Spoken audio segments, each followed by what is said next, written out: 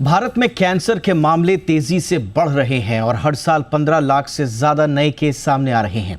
WHO का कहना है कि हर 10 में से 4 मामलों की रोकथाम संभव है, लेकिन अगर हालात ऐसे ही बने रहे तो 2040 तक नए मामलों में 50% तक की बढ़ोतरी हो सकती है।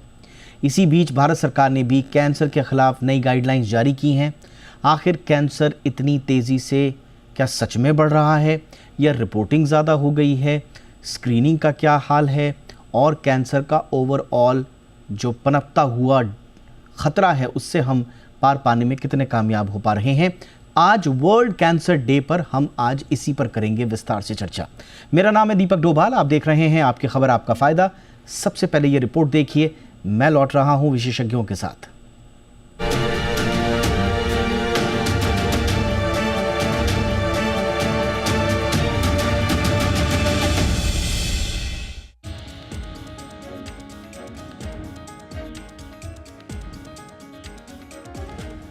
वर्ल्ड कैंसर डे एक ऐसा दिन जो दुनिया को याद दिलाता है कि कैंसर सिर्फ एक बीमारी नहीं है बल्कि एक वैश्विक चुनौती बन चुका है। और इसी बीच WHO और international agency for research on cancer यानी IARC ने एक बड़ी स्टडी जारी की है। नई स्टडी के मुताबिक दुनिया भर में होने वाले कैंसर के करीब 37% मामले यानी 71 लाख केस रोके जा सकते थे। स्टडी में 30 बड़े कारणों की जांच की गई, जिनमें तंबाकू, शराब, शारीरिक निष्क्रियता, वायु प्रदूषण, अल्ट्रावायलेट रेडिएशन और बढ़ा हुआ वजन सबसे अहम है। इसके अलावा पहली बार 9 तरह के संक्रमणों को भी कैंसर की वजह बताया गया। इनमें HPV सबसे खास है, जो सर्वाइकल कैंसर का बड़ा कारण बनता है। कैंसर दुनिया में मौतों की एक बड़ी वजह है। साल 2020 में करीब 1 करोड़ लोगों की मौत कैंसर से हुई, यानी हर 6 में से 1 मौत कैंसर की बीमारी की वजह से हुई। अब बात भारत में भी तस्वीर चिंताजनक है। ICMR की माने तो देश में कैंसर के मामले 2022 में 14,60,000 से ज्यादा थे, जो 2025 तक बढ़कर 15,70,000 के करीब पहुंच गए हैं। केंद्र सरकार ने एक बड़ी पहल की है। केंद्रीय स्वास्थ्य मंत्री JP नड्डा ने फेफड़ों के कैंसर के इलाज और देखभाल के लिए एक नई राष्ट्रीय गाइडलाइन जारी की है, जिसका नाम है lung cancer treatment and palliation evidence based guidelines. सरकार का कहना है कि अब भारत को सिर्फ विदेशी मॉडल की नकल नहीं करनी है, बल्कि भारत की जरूरतों के हिसाब से इलाज का रास्ता तैयार करना है। सबसे बड़ी चुनौती है बीमारी का देर से पता चलना, क्योंकि ज्यादातर मरीज तब सामने आते हैं जब कैंसर काफी आगे बढ़ चुका होता है। इसी वजह से सरकार अब हाई रिस्क लोगों की नियमित स्क्रीनिंग पर जोर दे रही है। इन गाइडलाइंस को DHR की वेबसाइट पर उपलब्ध कराया जाएगा और आम लोगों के लिए आसान भाषा में इसका सार भी जारी किया जाएगा। अब सवाल उठता है कि इसकी रोकथाम कैसे की जाए। विशेषज्ञ कहते हैं कि अगर हम चाहें तो कई तरह के कैंसर से बचाव संभव है। इसके लिए जरूरी है तंबाकू का सेवन ना करें, शराब से दूरी बनाएं, HPV और हेपेटाइटिस के टीके लगवाएं, साफ सुथरी हवा में सांस लेना बेहद जरूरी है, हेल्दी और सुरक्षित वर्क प्लेस, रोजाना थोड़ा वॉक या एक्सरसाइज करें और सबसे जरूरी नियमित हेल्थ चेकअप। कैंसर एक बड़ा खतरा है, लेकिन सही जानकारी, सही समय पर जांच और सही इलाज से लाखों लोगों की जिंदगियां बच सकती हैं। वर्ल्ड कैंसर डे हमें यही याद दिलाता है, कैंसर को हराना मुश्किल जरूर है, लेकिन असंभव नहीं है, क्योंकि सावधानी ही सबसे बड़ी सुरक्षा है। ब्यूरो रिपोर्ट, जी मीडिया। स्वागत करते हैं आज के खास मेहमानों का। हमारे साथ जुड़ रहे हैं doctor Sandeep Kakkar sir, director oncology, park hospital. Good evening sir, बहुत बहुत स्वागत है डॉक्टर कक्कड़ आपका हमारे शो पे। हमारे साथ हैं doctor Ajay Sharma, senior medical oncologist, Delhi से जुड़ रहे हैं हमारे साथ। डॉक्टर शर्मा, गुड इवनिंग, बहुत बहुत स्वागत है आपका हमारे शो पे। हमारे साथ हैं doctor Darshana Rane ma'am, medical oncologist, HCG cancer centre. बहुत बहुत स्वागत है डॉक्टर राणे मैम आपका भी हमारे शो पे। Good evening. चर्चा की शुरुआत हम कर रहे हैं डॉक्टर कक्कड़ सर आपसे ही। आज वर्ल्ड कैंसर डे है सर। इससे पहले की हमने जो ताज़ा गाइडलाइंस जारी की हैं भारत ने, उन पे मैं आऊँ, लेकिन ओवरऑल इस वक्त कैंसर की पिक्चर क्या लग रही है सर? क्योंकि अलग अलग रिपोर्ट्स में पढ़ के थोड़ा सा कन्फ्यूजन हो जाता है। ऐसा लगता है कि कैंसर बहुत तेज़ी से बढ़ रहा है, और फिर कुछ रिपोर्ट्स ये बताती हैं, सजेस्ट कर रही हैं कि ठीक है बढ़ रहा है, लेकिन वो इसलिए बढ़ रहा है क्योंकि अब स्क्रीनिंग ज़्यादा हो रही है, रिपोर्टिंग ज़्यादा हो रही है, नंबर ज़्यादा हो रहे हैं। तो ये नंबर डराते नहीं बल्कि एक जागरूक देश की निशानी है। बट फिर हम बहुत सारे दूसरी रिपोर्ट्स भी पढ़ते हैं, तो एक कन्फ्यूजन की स्थिति है सर। ओवरऑल स्थिति क्या है सर कैंसर की भारत में? ओवरऑल कैंसर की स्थिति है कि अभी हम तकरीबन 15 से 16 लाख नए केसेस का इंसिडेंस हर साल इंडिया में देखते हैं और तकरीबन 50 से 60% लोग जो है वो एडवांस स्टेजेस में स्टेज 3 या स्टेज 4 में इंडिया में हम देख पाते हैं। सो कहीं ना कहीं ये बात सही है कि जिस तरीके से आजकल का लाइफस्टाइल चेंज हुआ है, एनवायरनमेंट में पोल्यूशन का आना है, जेनेटिक्स बेस्ड रिस्क है, तो कहीं ना कहीं इन सब कारणों की वजह से कैंसर के केसेस ओवरऑल बढ़े हैं। ये बात भी सच है कि कैंसर का केसेस का बढ़ना रिपोर्टिंग का भी बेहतर होना दर्शाता है। कहीं ना कहीं रिपोर्टिंग बहुत अच्छी होती है, इसकी वजह से भी कैंसर का जो पुराने समय में देखे तो उतनी कैंसर रजिस्ट्रीज नहीं थी, बट हम कहें कि सिर्फ रजिस्ट्रीज का या कैंसर के केसेस ज्यादा रिपोर्ट होने से हमें नंबर बड़ा दिख रहा है, ऐसा नहीं है। मैं अपनी प्रैक्टिस की बात आपको बताता हूँ। कहीं ना कहीं जब हमने प्रैक्टिस शुरू करी तो ज्यादातर लोग 60 साल 65 साल के ऊपर केसेस हमें देखने को मिलते थे, बट अब अगर मैं ओपीडी की बात करूं तो तकरीबन 10 में से 4 केसेस आपको ऐसे भी मिलेंगे जिनकी उम्र 50 साल 45 साल से भी कम है। ना सिर्फ कैंसर के केसेस बढ़ रहे हैं, आई वुड से कि इस केस में एज रिलेटेड जो इंसिडेंस है वो भी कम हो रहा है। हमें काफी हद तक अब यंग एज में भी पेशेंट्स देखने को मिलते हैं। जहां तक कैंसर की रिपोर्टिंग का सवाल है, I think genetic based risk जो है वो कहीं ना कहीं एक प्रमुख कारण रहा है। और पुराने समय में जेनेटिक तौर पे, आज से 10 साल पहले बात करूं तो जेनेटिक्स तौर पे हम उतना प्रभावी तौर से जांचें नहीं करते थे, जीन रिलेटेड टेस्टिंग नहीं करते थे। कहीं ना कहीं वो आने से अब जेनेटिक बेस्ड चीजों का जो इंसिडेंस है वो भी इंक्रीज हुआ है।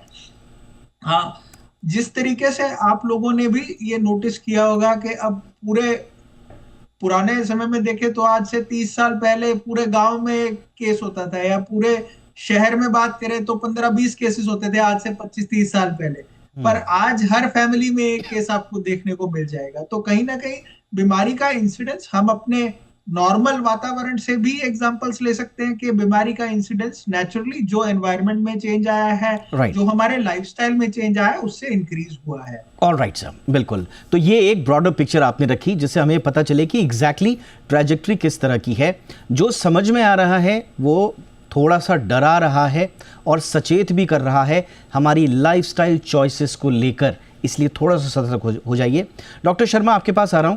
अब हमने देखा है सर कि कैंसर को लेकर बीते 2-3 दशकों में ज़बरदस्त काम हुआ है, लेकिन आज भी जो बड़े रिस्क फैक्टर जो उभर रहे हैं हमारे, जिसका डॉक्टर साहब ने भी जिक्र किया, उसमें लाइफस्टाइल फैक्टर्स, एयर पॉल्यूशन जिस पर अब मंथन शुरू हो चुका है, एंड आई एम ग्लैड कि इस पर अभी गाइडलाइंस भी जारी हुई हैं।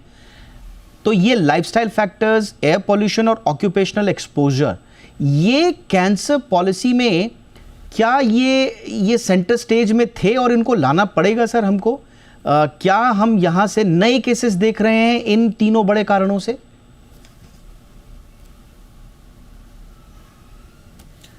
नमस्कार जी, बिल्कुल। इसमें कोई दूसरी राय नहीं है कि ऑक्यूपेशनल एक्सपोजर और जो हमारा एयर क्वालिटी इंडेक्स है या फिर जो हमारी पोल्यूशन है हमारी सराउंडिंग्स में, तो ये एक सबसे बड़ा कारण है कैंसर को बढ़ावा देने के लिए।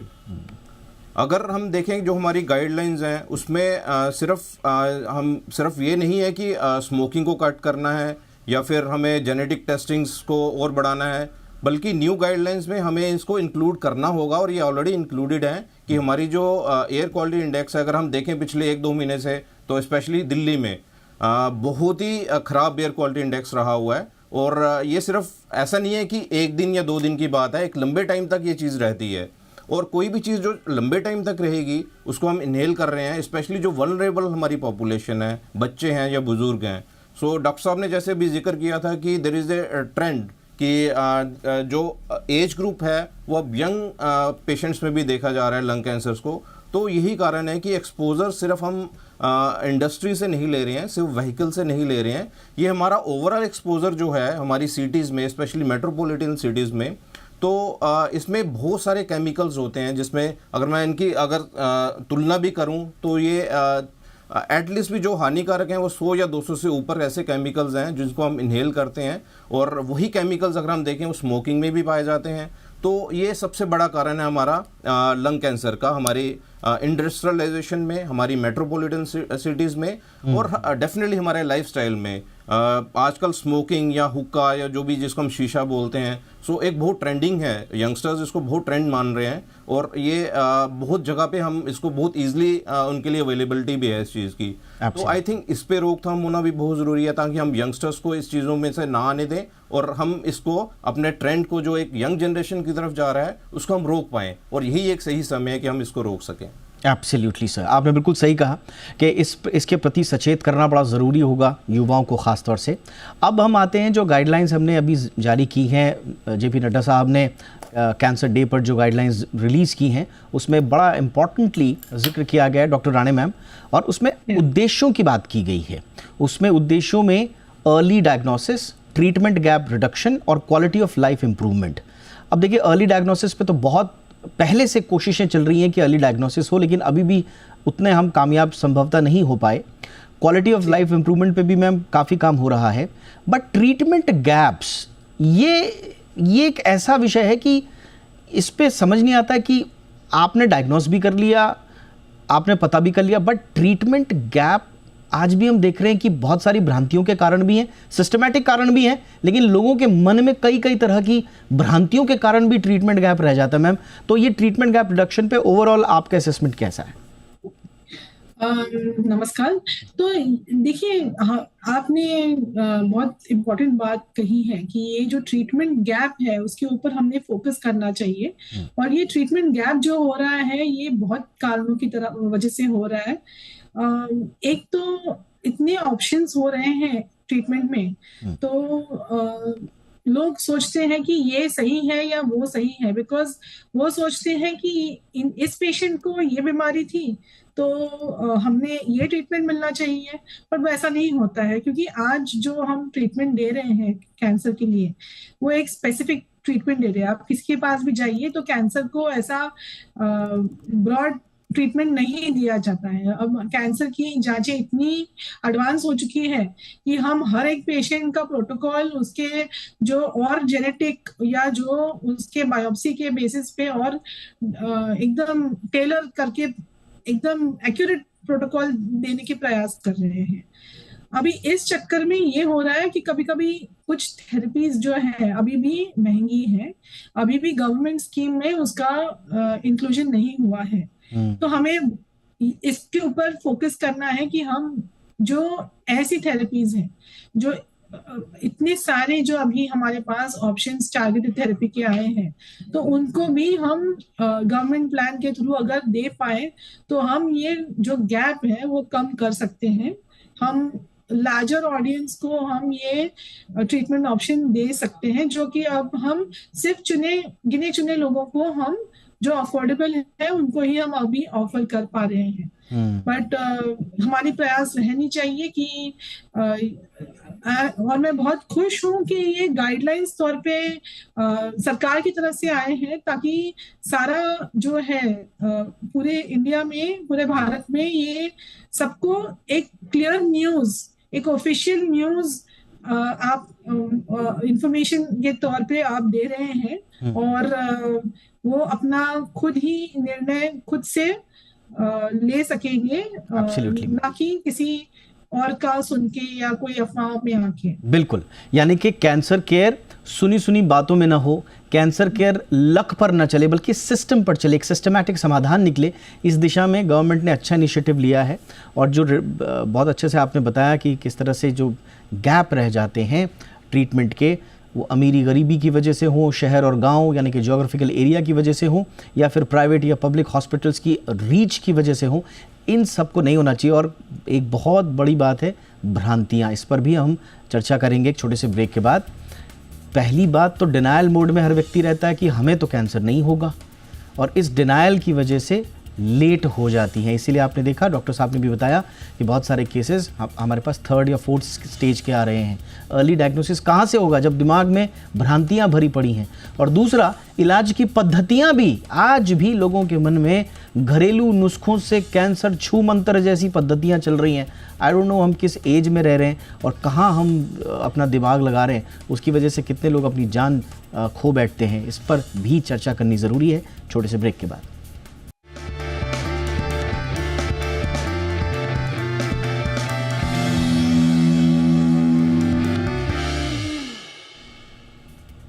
ब्रेक के बाद आपका स्वागत है।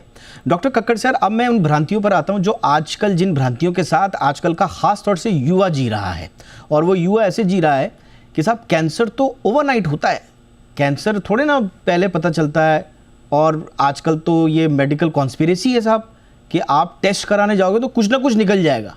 अच्छा खासा आदमी भी उसकी रिपोर्ट देख के डॉक्टर साहब कोई ना कोई दवाई, कोई ना कोई ट्रीटमेंट चालू कर देंगे, और फिर ये कंपनियां जो है अपना मुनाफा करेंगी। और वैसे भी मेरे को ना कोई दर्द है, ना कोई लंबे समय से चली आ रही कोई दिक्कत है, मेरी फैमिली हिस्ट्री भी नहीं है, तो मुझे कैंसर क्यों होगा? ये क्या भ्रांति है या सही सोच है सर? तो आपके सवाल का जवाब मैं 2-3 हिस्सों में देता हूँ। हाँ जी। पहला सवाल जो आपने पूछा कि क्या ये भ्रांति है, बिल्कुल। आज हमारी सोसाइटी में बहुत सारे ऐसे मिथ्स हैं, बहुत सारी ऐसी भ्रांतियां हैं जिन्हें आपके चैनल के माध्यम से दूर करना बहुत जरूरी है। सबसे पहली भ्रांति तो ये है कि डिनायल। हर आदमी को ये लगता है कि मुझे कैंसर, ये बीमारी नहीं हो सकती क्योंकि मेरी कोई फैमिली हिस्ट्री नहीं है, या मैं एक हेल्दी लाइफस्टाइल जी रहा हूँ। अब वो कॉन्सेप्ट आउटडेटेड है। दूसरी भ्रांति की अगर बात करूं तो वो है, जो लोग डायग्नोज होते हैं उनमें भी ज्यादातर लोग क्यों लेट स्टेजेस में डायग्नोज होते हैं, 60-70% क्यों ब्रेस्ट लंप स्टेज 3 में डायग्नोज होते हैं, क्योंकि शुरुआती लंप जो होता है वो पेनलेस होता है। सो ये क्लिनिकल प्रेजेंटेशन के हिसाब से भ्रांति है कि मरीज को लगता है कि अगर कोई गांठ में दर्द नहीं है तो मैं हॉस्पिटल में या डॉक्टर के पास जाने की मुझे जरूरत नहीं है, मैं कोई लोकल ट्रीटमेंट ले लिया उससे वो ठीक हो जाएगा। कहीं ना कहीं इन सब इन सब चीजों से वो समय चला जाता है जिसमें बीमारी को शुरुआती स्टेज में डायग्नोज करके पूरा ठीक किया जा सकता है। तीसरी बात कि लोगों को लगता है कि अगर, आपने भी सुना होगा कि अगर कैंसर को छेड़ दिया, अगर इसमें बायोप्सी कर दी या सुई लगा दी तो ये कैंसर बढ़ जाएगा, ये भड़क जाएगा, फैल जाएगा, और इसका आगे इलाज ही संभव नहीं होगा। हाँ। सो मेरे ओपीडी में मुझे लगता है ज्यादातर, ऑलमोस्ट आई थिंक 90% लोगों का ये सवाल होता है कि डॉक्टर साहब अगर इसमें इसको छेड़ दिया या बायोप्सी कर दी तो ये कैंसर फैल तो नहीं जाएगा।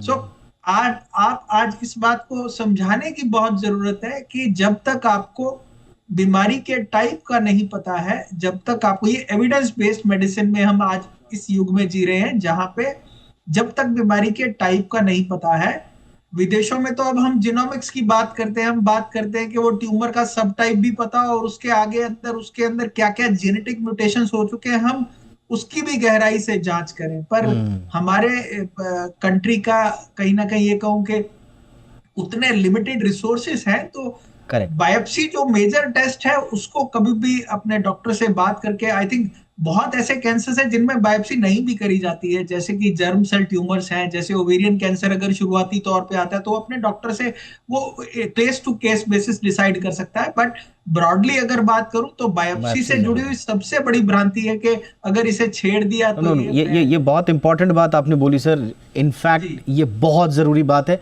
लोग बायोप्सी कराने से ही, उनको लगता है कि बायोप्सी अगर करा दी तो साहब अब तो पूरी बॉडी में ही, अगर नहीं भी होगा, पहले तो उनको लगता है नहीं भी होगा कैंसर तो कैंसर हो जाएगा, और अगर कैंसर है तो पूरी बॉडी में भड़क जाएगा। इस तरह की भ्रांतियां हैं। Thank you sir. एक लास्ट पॉइंट जरूर इसमें ऐड करूंगा। ज्यादातर लोगों को ये लगता है कि कैंसर के साथ जुड़ा हुआ एक स्टिग्मा है, ये एक बीमारी है जो छुआछूत की बीमारी है, या ये बहुत, अगर किसी को बता दिया परिवार में कि इसके परिवार में कैंसर है तो कहीं ना कहीं बाकी लोगों को हो जाएगा या बच्चों को हो जाएगा या मेरे बर्तन अलग कर दिए जाएंगे। मैं ये बड़ा रियलिस्टिक केस सिनेरियो आपके साथ शेयर कर, बिल्कुल सही कह रहे हैं। मैं और आगे बढ़ता हूँ, मैं तो और आगे बढ़ता हूँ सर।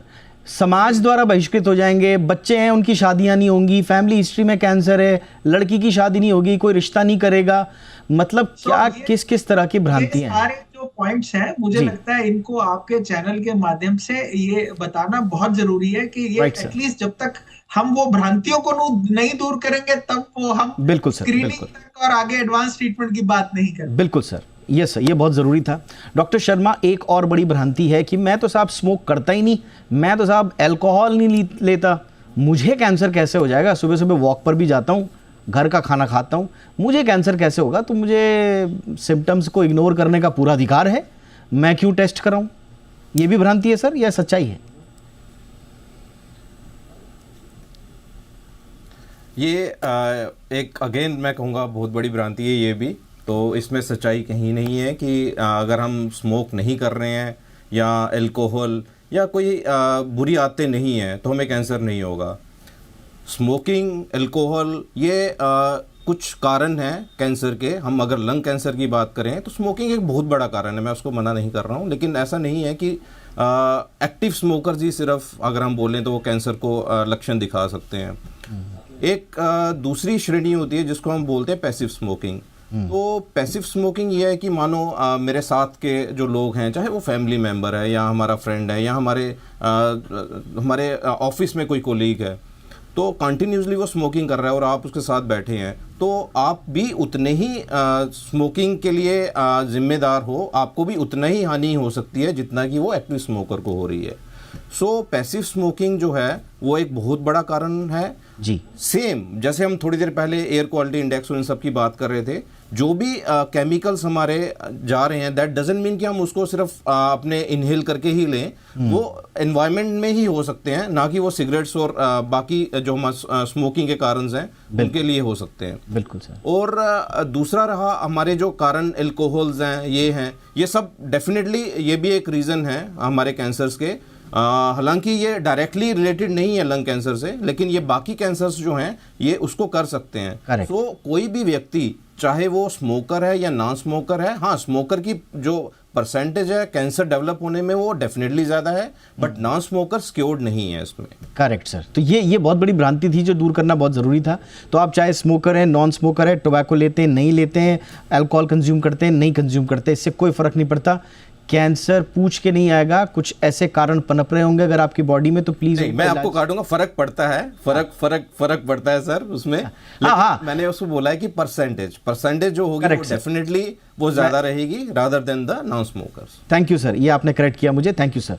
अब बहुत संक्षेप में मैडम के पास आ रहा हूँ। डॉक्टर राणे मैम, एक और बड़ा भ्रांति है, वुमेन प्रॉब्लम है तो सब नॉर्मल है, खासतौर से महिलाओं में इरेगुलर ब्लीडिंग्स हैं, डिस्चार्ज है, ब्रेस्ट लंप को इग्नोर करना, ये भी भाई सब ठीक ठाक है, सब कुछ ठीक चल रहा है, क्या दिक्कत है, ये तो होता रहता है, वुमेन प्रॉब्लम है, ये तो होती रहती हैं, तो क्या हम बड़ी भूल कर रहे हैं मैम? बिल्कुल, वुमेन तो सबको मतलब वो तो अपने आप को कभी कभी कुछ सिग्निफिकेंस देती नहीं है।